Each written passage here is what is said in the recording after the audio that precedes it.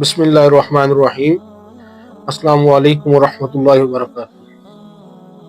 دوستو، صحیح بخاری کی حدیث نمبر 14، رسول کریم صلی اللہ علیہ وسلم نے فرمایا، قسم ہے اس ذات کی جس کے ہاتھ میں میری جان ہے، تم میں سے کوئی بھی ایماندار نہ ہوگا جب تک میں اس کے والد اور اولاد سے بھی زیادہ اس کا محبوب نہ بن جاؤں۔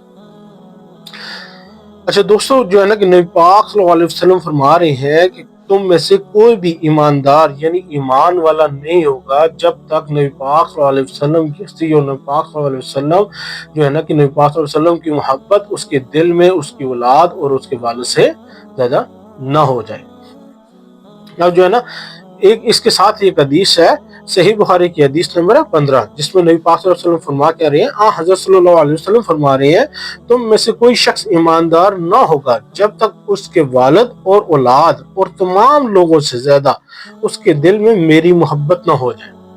ان دونوں حدیثوں کا مفہوم اگر آسان الفاظ میں بیان کریں تو نبی پاک صلی اللہ علیہ وسلم نے کیا فرمایا ہے کہ کوئی بھی اگر ایمان والا ہے، کوئی بھی مسلمان ہے جس نے کلمہ پڑھا ہوا ہے لا الہ الا اللہ محمد الرسول اللہ، اللہ کے سوا کوئی معبود نہیں اور نبی پاک صلی اللہ علیہ وسلم اللہ کے رسول ہیں، تو اللہ کے سچے رسول اور آخری رسول ہیں، اور نبی پاک صلی اللہ علیہ وسلم کی محبت ہمارے دل میں اتنی ہونی چاہیے کہ ہماری اولاد، ہمارے والد اور دنیا کے جتنے بھی لوگ ہیں ان سب سے زیادہ آگے ہمیں کیا چیز عزیز ہونی چاہیے؟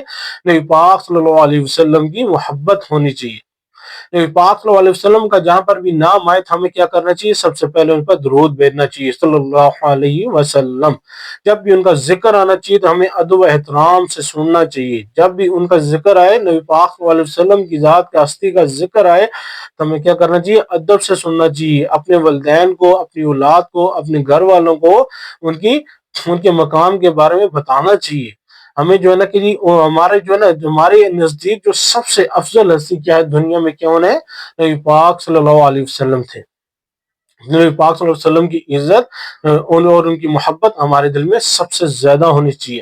ہماری اولاد سے، ہمارے والدین سے، ہمارے بہن بھائیوں سے، ہمارے جتنے بھی لوگ ہیں، جتنے بھی رشتہ دار ہیں، دنیا کی جو بھی چیز ہے، سب سے زیادہ کس چیز کی ہمارے محبت ہونی چاہیے؟ ہمارے دلوں میں نبی پاک صلی اللہ علیہ وسلم کی ہونی چاہیے۔